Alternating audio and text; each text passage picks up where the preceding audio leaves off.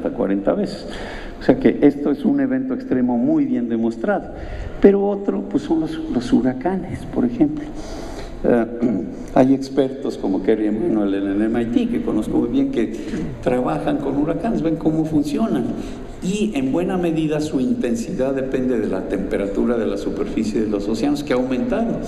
Entonces no es sorprendente que la intensidad de los huracanes haya aumentado, no su frecuencia, pero sí la intensidad. Así es que, por ejemplo, este huracán Sandy, que afectó la zona de Nueva York, tuvo un impacto muy grande en Estados Unidos, pues no podemos estar seguros de que tiene que ver con el cambio climático. También hay que decirlo con cuidado, no es que el cambio climático haya causado el huracán, no, el huracán pues habría sucedido de todas maneras, como siempre ha sucedido, pero su intensidad, lo más probable es que sí haya sido afectada. Y eso es lo que hay que establecer, es la intensidad de estos eventos. Lo mismo las lluvias, pues lo que sucede es que está lloviendo más cuando llueve, y por eso también hay más sequías. No es que la cantidad total de lluvia haya cambiado mucho, pero la frecuencia de las inundaciones ha cambiado en todos los continentes. Una parte de esto se explica por la vulnerabilidad de la sociedad, porque pues somos más habitantes, más vulnerables, entonces quizás se notan más las inundaciones, pero no explica, por supuesto, todo el cambio.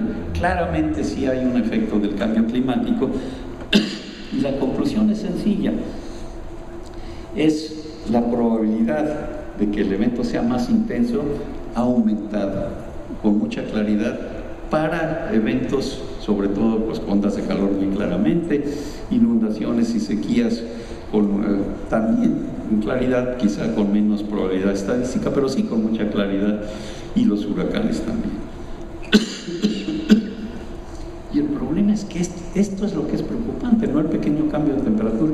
¿Qué más puede pasar? Pues resulta que hay muchas incertidumbres, porque el clima es complicado, hay modelos, pero no se puede calcular con certeza qué va a pasar. Pero lo que ha decidido la sociedad en general es que sería prudente mantener el aumento de temperatura, que les recuerdo que hasta el momento es menos de 1 grado, como 0.8, pero mantener ese aumento por abajo de 2 grados, para así no tener pues lo que se consideraría cambios peligrosos. Y la manera como esto se manifestó con más claridad con la conferencia de las partes que hubo en el 2009. Tuvimos en México, en Cancún, también una conferencia de las partes posterior a esta, pero lo peculiar de lo que pasó en Copenhague es que había más de 130 jefes de Estado, presidentes, primeros ministros, y se pusieron de acuerdo en esto. Desgraciadamente los negociadores no, porque esa es su profesión, ellos quieren tomar sus propias decisiones, pero los jefes de Estado todos estuvieron de acuerdo en que lo atinado sería cambiar nuestra manera de funcionar en nuestra sociedad para que la temperatura no subiera más de 2 grados. Y yo pude estar ahí con el presidente Calderón y platicar con otros presidentes jefes de Estado, pues estaba muy claro que todos están preocupados. Pero sí, la pregunta importante es, pues, ¿qué tan factible es? ¿Se puede o no se puede mantener esa probabilidad de que la temperatura no suba más de 2 grados? ¿Y qué es lo que habría que hacer? Pues aquí les recuerdo de dónde viene este cambio de dióxido de carbono. Todo lo rojo está asociado con energía, combustibles fósiles sobre todo, etc. Y lo verde, pues con la fotosíntesis, uso de suelo, agricultura. ¿Qué es lo que habría que hacer? Pues habría que reducir las emisiones de dióxido de carbono. Como está progresando la sociedad, como está aumentando, pues la economía está creciendo, sobre todo en los países con economías emergentes, China, Brasil, México, etc. Pues cada vez se usa más energía en nuestro planeta, más de combustibles fósiles, y aquí en esta gráfica vemos cuánto se está emitiendo históricamente, pues hasta el 2010, y es la línea azul. En realidad estamos ya por encima de la línea azul. Resulta que las emisiones están aumentando año con año por este aumento, este crecimiento de la economía, y lo que habría que hacer si quisiéramos mantener ese aumento de 2 grados es ya empezar a reducir las emisiones. para que la cantidad total de dióxido de carbono pues, no continúe aumentando. Eso todavía no está pasando. La siguiente pregunta es, ¿será posible o no? Pero la respuesta es, según los expertos, en principio sí se puede. Aquí vemos una manera de verlo, una representación también de emisiones. Estamos por encima de la zona verde y habría que bajar, pues ahí muy optimista, a la zona azul por reducir inclusive las emisiones. Pero la respuesta de los expertos sí se puede a través de estas actividades que se llaman triángulos de estabilización. O sea, tenemos que hacer muchas cosas simultáneamente para asegurarnos de que la temperatura no cambie demasiado. Una sola medida no va a funcionar. ¿Qué tipo de medidas hay? Bueno, las más lógicas y fáciles es usar energía más eficientemente. Y hay un potencial enorme para usar energía mucho más eficientemente de lo que lo hacemos hoy en día. Pues nada menos que, por ejemplo, con la iluminación. Sabemos que focos como LEDs, etcétera, pueden proveer la misma cantidad de luz con un consumo mucho menor de energía que los focos incandescentes. O sea, esas tecnologías ya existen y sí hay un movimiento importante ya para empezar a cambiarlo, pero todavía en la mayor parte del mundo, pues la mayor parte de la luz viene de focos incandescentes. Pero de esa misma manera, vivienda, etc. Pero además, podemos usar otros tipos de energía, no solamente combustibles fósiles, sino lo que llamamos energías renovables. Por ejemplo, energía eólica, que es importante. Aquí estamos, sí se puede. Es una parte importante de la solución, pero claro, no puede ser la solución, porque es intermitente y porque hay límites. Quizá la tercera parte o la cuarta parte del uso de energía global podría ser energía eólica. De momento todavía hay problemas de almacenar la energía cuando no hay viento, por eso hay que acoplarlas quizá con plantas generadoras de electricidad, de gas, etc. Pero en fin, es una parte de la solución. Lo mismo la energía solar, la que conocen todos ustedes probablemente es con celdas fotovoltaicas. El precio de esas celdas ha bajado muy rápidamente y por eso pues ya se aproxima al precio de usar energía de combustibles fósiles, pero todavía es un poco más caro. Y la solar térmica también tiene un potencial enorme, sobre todo aquí en México.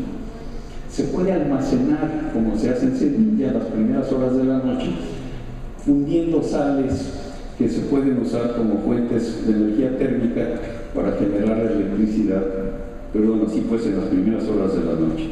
Pero en fin, estas son soluciones posibles.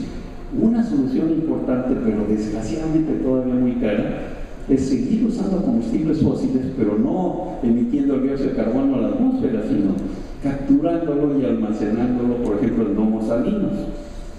En México tenemos un proyecto para hacerlo, para recuperar petróleo. Se puede capturar pues ese dióxido de carbono. Pero esta es una solución quizá para el futuro, de momento todavía cara. Y otra muy importante, pero que se discute mucho, pues es la energía nuclear, porque ha habido problemas serios de seguridad en el pasado. Realmente, si compara uno la cantidad de muertes, por ejemplo, que ha habido con energía nuclear, pues es menor que con los otros tipos de energía. Lo que pasa es que sí es arriesgada, pero ya ha aumentado muchísimo la tecnología. El evento que hubo en Japón con Fukushima, pues esas plantas estaban ya obsoletas, estaban a punto de cerrarse. Entonces hay tecnologías nuevas, la cuarta generación sobre todo, donde la promesa es que se puede hacer energía nuclear a un costo moderado de manera muy segura. Ahí se pueden almacenar los compuestos radiactivos. Podríamos discutir fácilmente horas sobre esta posibilidad, pero es una posibilidad que tiene la sociedad, sobre todo con mejores y mejores tecnologías. Pero también podemos seguir usando combustibles fósiles temporalmente, sobre todo el gas. Para México es importante.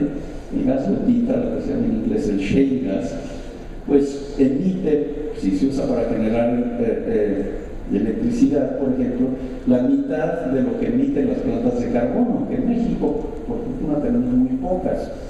Pero en Estados Unidos y en China, por ejemplo, la fuente principal de electricidad son plantas donde se usa carbono. Y esas sí son muy contaminadas. Por fortuna, en Estados Unidos ya se paró la producción de estas plantas. Pero en fin, estos son ejemplos de lo que habría que hacer. Y aclaro, no es que haya que dejar de usar combustibles fósiles repentinamente. Para la economía de México es importantísimo tener esa transición y en la próxima década o dos pues seguir usando, pero con mucho más cuidado. Ya no podemos hacerlo como lo hemos hecho en el pasado. ¿Qué es lo que habría que hacer para resolver el problema? En realidad, desde el punto de vista pues, de los estudios económicos, lo más importante sería ponerle un precio a las emisiones de estos gases que están cambiando el clima, que de momento pues, no se cobra, pero sí le está costando mucho a la sociedad. Y esta sería la manera más eficiente de promover el uso de energías alternativas, de promover la eficiencia energética, y esto se podría hacer a través de un acuerdo internacional.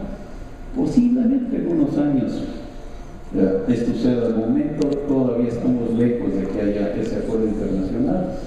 En buena parte es por el Congreso de Estados Unidos, la mitad republicano, que si me da tiempo explico un poco más por qué les molesta la ciencia del cambio climático, pero también países como China, recientemente ya cambiaron, sí quieren resolver el problema y están dispuestos a tomar muchas medidas, a pesar de que pues, para ellos generar electricidad con carbón sigue siendo muy importante. Pero sí están dispuestos a hacer cambios, pero en fin, hay que hacer muchas negociaciones. Pero lo que es importantísimo es continuar haciendo investigación, desarrollo de tecnologías nuevas y colaboración internacional con los países de desarrollo, con economías emergentes. Sí puede haber una transferencia de recursos, como lo hubo con el protocolo de Montreal, que resolvió el problema de la capa de ozono. Eso fue fundamental y le costó muy poco a la sociedad. Pero en fin, esa cooperación internacional pues también es discutible y apenas empiezan a poner de acuerdo los distintos países. Pero lo que ya podemos empezar a hacer pues son lo que llamamos medidas ganar-ganar. Muy en inglés, ¿qué son esas? Usar energía más eficientemente.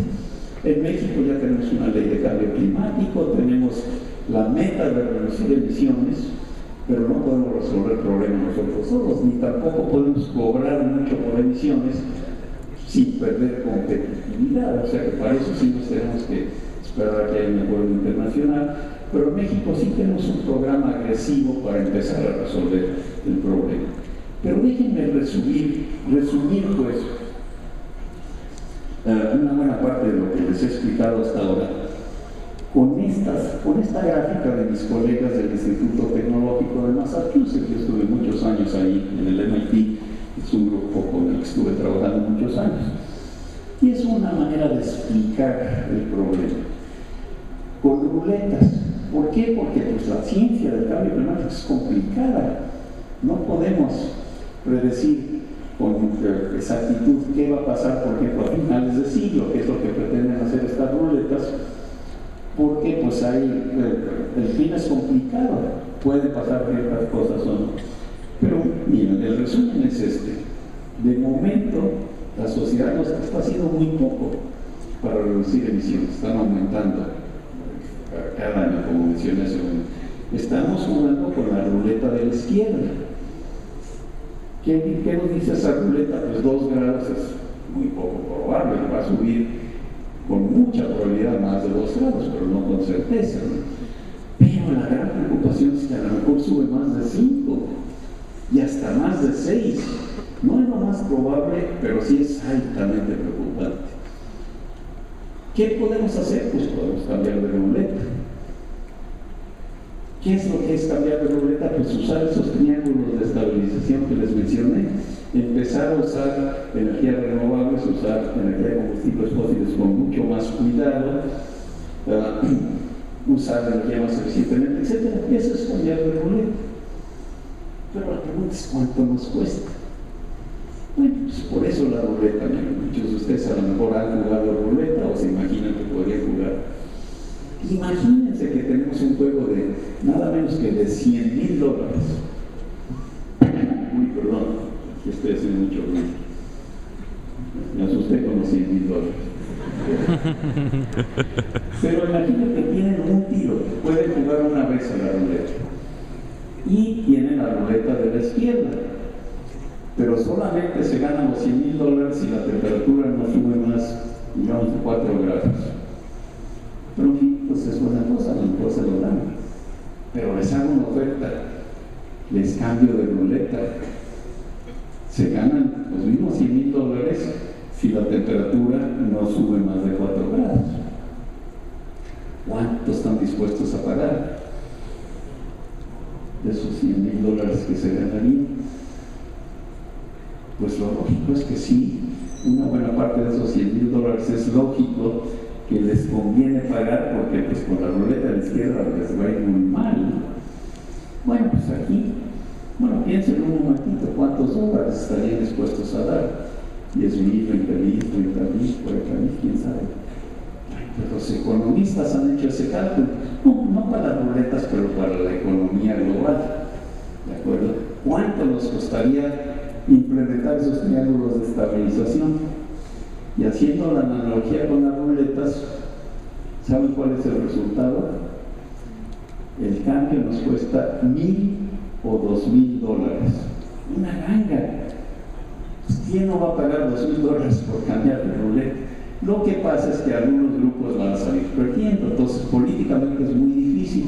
¿Por qué? Porque no es tan costoso, es sorprendente, pero no es tan costoso cambiar esas formas de energía. No vamos a dejar de usar energía, vamos a usar energía que cuesta más, pero no mucho más. Lo que está clarísimo es que es mucho más costoso no cambiar de ruleta, y no por perder los $100,000, sino por el impacto de estos eventos extremos del clima, que ya nos están costando más, ya ni siquiera estamos hablando del futuro, de momento ya son muy costosos. Entonces, como un seguro. Entonces, aquí un mensaje muy importante es este. Desde el punto de vista económico, por supuesto, nos conviene, pero lo que realmente debería de dominar nuestra decisión es la posibilidad de que haya eventos muy preocupantes, como estos que tenemos aquí. Son lo que llamamos eventos irreversibles. Por ejemplo, el Ártico ya se está derritiendo, y una vez derretido, pues sí es reversible, pero en muchas decenas de miles de años, si no es que centenas de miles de años. Imagínense cuántas generaciones son. También, otro ejemplo, pues el Amazonas puede desaparecer, y ya hay indicaciones en algunas partes de que sí hay problemas. También sería pues nefasto es un pulmón importante del planeta. En fin, hay otros ejemplos de cosas que podrían suceder, que no suceden poco a poco, sino una vez que llegamos a cierto límite de temperatura pasan estos extremos. Aquí lo vemos ilustrado con esto gráficamente. ¿Qué impactos puede tener el cambio climático? Pues tiene impactos en la agricultura, en agua, etcétera, etcétera. Inclusive algunos impactos, si la temperatura no cambia mucho, pueden ser positivos. A lo mejor la agricultura en Siberia podría progresar mucho, pero pues a la mayor parte del planeta no le conviene. Pero si cambiamos 4 o 5 grados, con seguridad casi todos saldríamos perdiendo. Sobre todo por la última parte, vemos ahí la flecha de hasta abajo, estos cambios abruptos, le llamamos, o cambios irreversibles, que podrían tener impactos realmente muy dañinos para toda la sociedad. Eso es lo que habría que evitar, y los estudios de los economistas pues más recientes lo que nos dicen es: miren, ni siquiera fíjense lo que es más probable. Lo que debería de hacer la sociedad cuando tenemos un problema de este tipo es si hay un riesgo significativo, 10, 20 o 30% de que ocurran catástrofes de esa magnitud, pues eso debería ser decisivo para tomar las medidas necesarias. Es como cuando uno al hospital tiene uno enfermo, tiene algún tumor, y pues se dice el enfermero: no, pues nada más hay 10, 20% de probabilidad de que sea cáncer, no se preocupe, váyase tranquilo. No, pues con un 20% de probabilidad ya nos corre uno ese tipo de riesgos, es enorme, ¿no? Pero los estudios económicos nos lo indican con muchísima claridad. Y en fin, ya me estoy tomando mucho tiempo, pero aquí nada más para indicar que hay medidas ganar que ya deberíamos de tomar, como por ejemplo usar energía más eficientemente. Pero si quieren, termino muy brevemente con esto, que es lo que está pasando en el resto del mundo. ¿Por qué no se está haciendo mucho? La ciencia está muy clara, más del 97% de los expertos están de acuerdo. Yo conozco ese 3% y sé por qué, dónde le está fallando. pero en fin. Pero estos son los científicos. Los medios, hasta hace poco, pues no, los medios nos decían, sobre todo en Estados Unidos, pues que hay científicos que opinan de una manera, porque hay científicos que opinan de otra manera.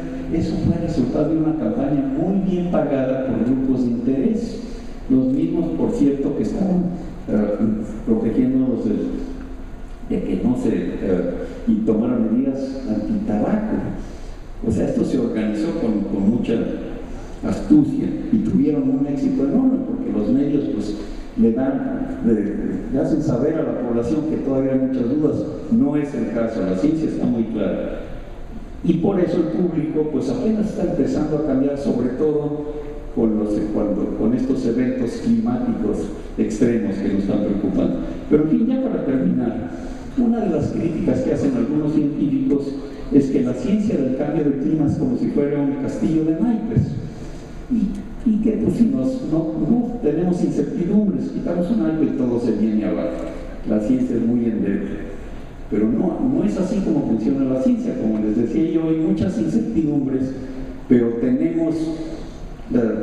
realmente estamos muy seguros de que hay un riesgo muy significativo. Así es que más bien, yo diría que es como un rompecabezas la ciencia. Y no necesitamos todas las piezas del rompecabezas. Algunos podrían pues, insinuar que aquí nomás hay un gatito y que nos tenemos que esperar a que tengamos mucho más piezas para estar seguros de que a lo mejor hay algún peligro. No, ya sabemos lo suficiente a pesar de las incertidumbres para que ese no sea el caso. Pero termino con esto. Ya somos muchísimos en nuestro planeta y la cuarta parte de esta población es la que ha causado este problema enorme que tenemos. Las tres cuartas partes que son pobres pues no han tenido esas emisiones de gases de efecto invernadero, pero tienen por supuesto derecho a mejorar su nivel de vida, a que mejore su economía, y son tanto distintos países como distintas partes de la población. Aquí en México también tenemos gente pobre, ¿no? Entonces lo que tenemos que hacer es asegurarnos que esas tres cuartas partes de la población sí puedan subir su nivel de vida, pero no como lo hemos hecho en el pasado, quemando combustibles fósiles. Sí se puede, y los efectos económicos nos dicen que se puede a un costo muy moderado.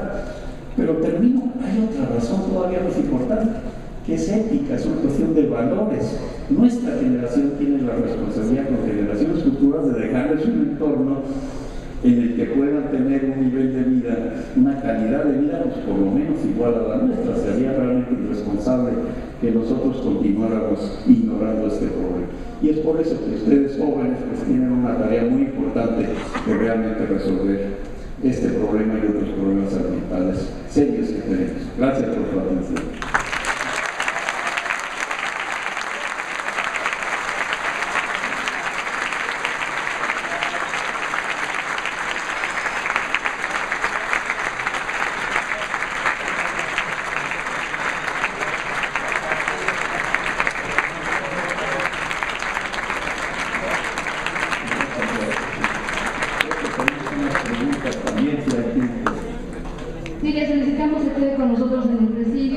Gracias por esta magnífica conferencia, doctor Mario Morales.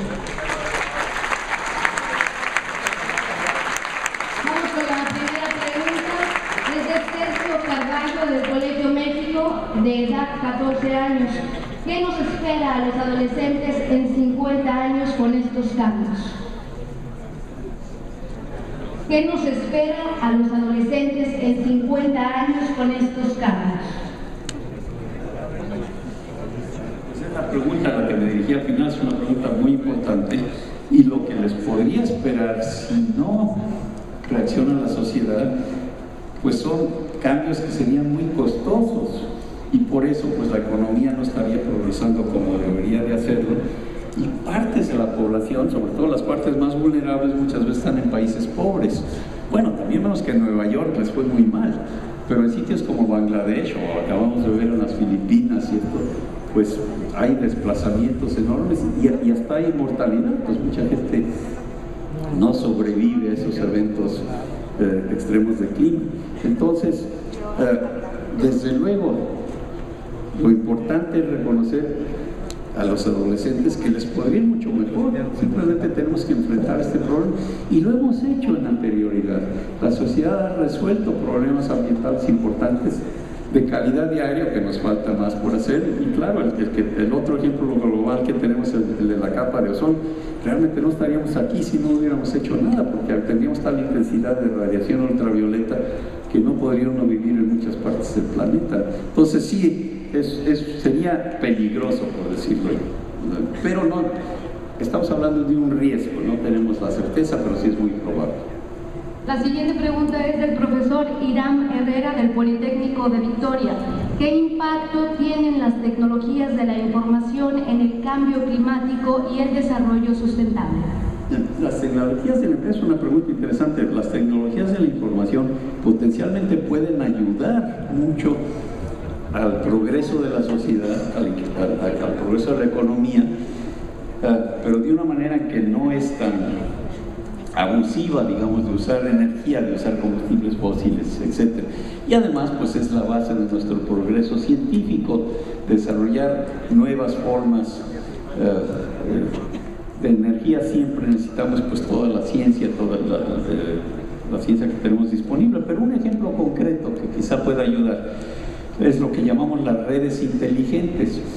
Para poder distribuir energía que viene pues del viento, energía eólica, energía solar o algo así, pues se necesita conectar con redes de distribución, y si hubiera sistemas inteligentes en la red misma y en cada casa de cómo ahorrar energía, cómo distribuirla, eso pues facilitaría mucho ese aumento muy significativo en la eficiencia en el uso de energía.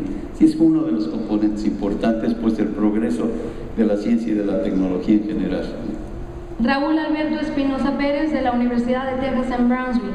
¿Es posible reparar los daños hechos a la capa de ozono? A la capa de ozono también es interesante por lo siguiente. La capa de ozono la dañamos por las emisiones de estos gases, llamados CFCs, que por cierto se llamaban gases milagrosos cuando se descubrieron, porque sustituyeron a gases peligrosos como el dióxido de azufre y el amoníaco que se usaban en los refrigeradores que había a principios del siglo pasado, y cuando había fugas pues había accidentes. Entonces estos nuevos gases pues hasta salvaron vidas, y por eso se pudieron hacer latas de aerosol, porque respira uno de esos gases y no pasa nada. No puede uno tener latas de aerosol con amoníaco, por ejemplo. Pero estos compuestos son tan milagrosos, que son tan estables, que por eso llegan a la estratosfera. Entonces permanecen en el medio ambiente, en la atmósfera, algunos pues un siglo o más. Entonces, lo que hizo el Protocolo de Montreal, pues por estos descubrimientos de los que hablamos, fue en 1996 parar la producción industrial en todo el planeta de estos gases, pero ya habíamos emitido muchos. Entonces, este siglo estamos viendo los efectos de lo que emitimos el siglo pasado. Por fortuna ya vemos cómo están bajando, la concentración está bajando, pero nos faltan varias décadas para que baje a tal grado que ya se recupere totalmente la capa de ozono. Por eso sigue habiendo agujeros en la capa de ozono en la primavera sobre la Antártida, pero ya no cada año, ya se empezó a recuperar, pero lo vamos a ver con mucho más claridad dentro de 10 o 20 años. O sea que ese problema ya está básicamente resuelto, y lo que vemos es consecuencias de lo que hicimos el siglo pasado. Elvira Jiménez Bastión de la Universidad Tecnológica de Matamoros. Desde que se concibió el concepto de cambio climático, ¿cuáles han sido las actividades más relevantes o contundentes que han contribuido a este efecto? Bueno, si entiendo bien la pregunta, es la quema de combustibles fósiles lo que causa este efecto. Y si la pregunta es del otro lado, ¿qué es lo que ha contribuido a resolver el problema? Pues es primero el descubrimiento de nuevas tecnologías, el uso de energías renovables como la eólica, la energía solar con los paneles que tenemos, que convierten directamente luz solar en electricidad. Todo esto es una buena indicación de que la sociedad si va por buen camino, lo podría hacer, porque en Estados Unidos, como dije, el problema pues todavía es muy difícil de resolver por la situación con el Congreso republicano, pero en estados como California, ahí sí tienen ya leyes muy detalladas, como en México, que tenemos ley de cambio climático para empezar a reducir emisiones. Entonces, en Estados Unidos ya las emisiones de todo el país ya no están aumentando con el tiempo, pero pues cumulativamente ya fueron las mayores del planeta. Entonces, desgraciadamente lo que pasa es que todavía, como decía yo, siguen aumentando las emisiones, pero sigue aumentando el avance tecnológico que nos dice que en principio sí deberíamos de poder resolver el problema. Doctor, esta es la última pregunta de Norma Miranda de la Universidad de Texas A&M. ¿Existe la manera de revertir lo que ha afectado al medio ambiente? Bueno, también esta es una pregunta que tiene muchos aspectos. Lo más importante, el aspecto más importante es que podemos prevenir lo que podría ocurrir, como decía yo, con una probabilidad preocupante de que ocurran catástrofes, pues que sí deberíamos de poder evitar. Ahora, cambios que ya han pasado, en general sí podemos recuperar. Igual hay pocos cambios totalmente irreversibles, cuando tenemos recursos naturales que ya se acabaron, algunos minerales o algo así. Pero pues regreso al ejemplo de la pesca. Está en muy mal estado, pero si lo cuidáramos, se podría regenerar toda la ecología de los océanos. Con el dióxido de carbono de la atmósfera, aquí pues hay tecnologías, pero de momento todavía no funcionan bien, con el que podríamos extraerlo de la atmósfera, pero de momento eso es todavía muy, muy costoso. Por cierto, hay ciertos esfuerzos que se llaman geoingeniería, que es para cambiar el clima, por ejemplo, poniendo nubes artificiales o algo así, pero eso pues muchos lo consideran peligroso por el tipo de consecuencias que tendría. Pero en resumen, en general, con ingenuidad, con creatividad, podemos resolver muchos de los problemas que han creado generaciones anteriores, pero sería muy irresponsable tener la posición, pues, que sean las generaciones futuras que resuelvan el problema que nosotros estamos causando, ¿no? Eso es lo que se considera para mí ser muy irresponsable. No es que nos lo diga la ciencia, nos lo dicen nuestros valores humanos. ¿Por qué? Porque sí lo podemos prevenir y no tenemos que hacer sacrificios enormes. Casi no hay que hacer sacrificios, el costo de la economía está prácticamente dentro del ruido, pero sí es un problema político difícil de resolver porque hay grupos de poder que siempre se oponen a los cambios y pues hay política de por medio que es difícil de cambiar, pero estamos progresando. Soy optimista y creo que la racionalidad eventualmente le va a ganar a la astrología. Gracias. Gracias por sus respuestas. Le pedimos que usted quede con nosotros en el presidio. Mientras tanto, le solicitamos al ingeniero Humberto René Salinas Treviño, titular de la Secretaría de Desarrollo Urbano y Medio Ambiente, dirige el mensaje que nos envía el gobernador constitucional de Tamaulipas, el ingeniero Egidio Torre Cantú.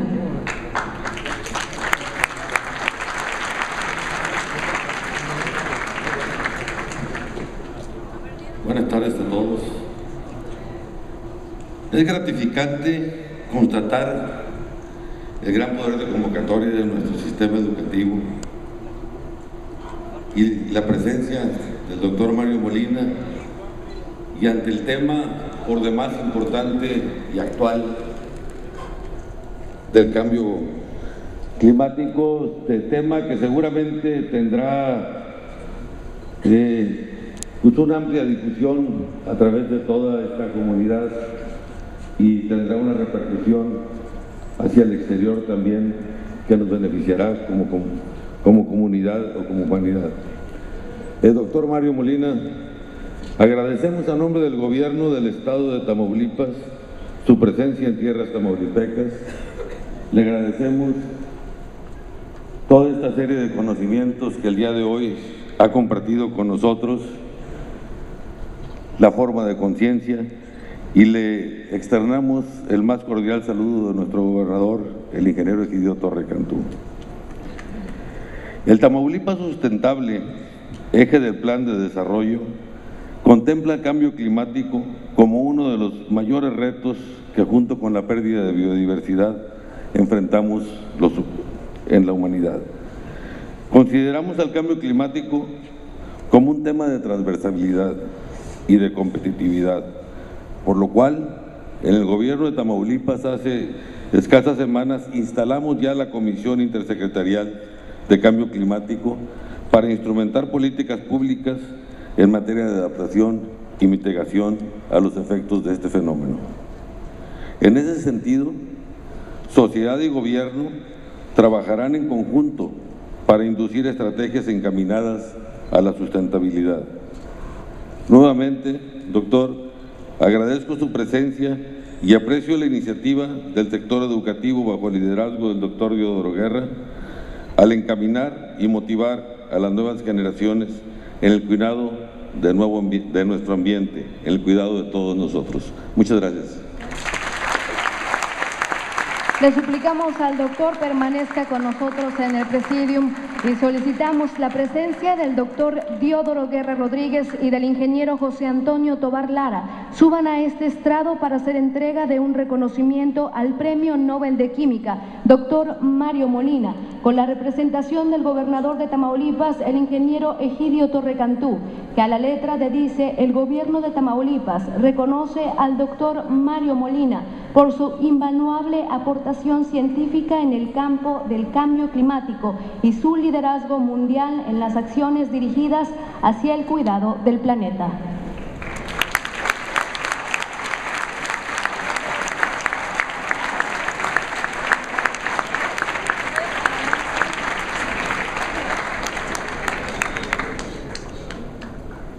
También hizo entrega a la Universidad Tecnológica de Matamoros el ingeniero José Antonio Tobar Lara, acompañado de los secretarios de Gobierno de Tamaulipas.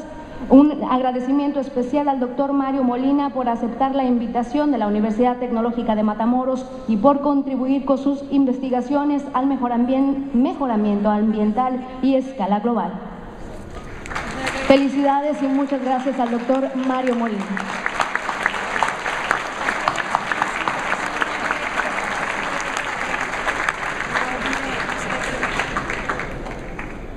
Gracias, agradecemos su presencia a todos nuestros invitados y también a todas las personas de las escuelas que fueron parte de esta conferencia. Gracias al doctor Mario Molina por estar con nosotros aquí en Matamoros y a la Universidad Tecnológica de Matamoros.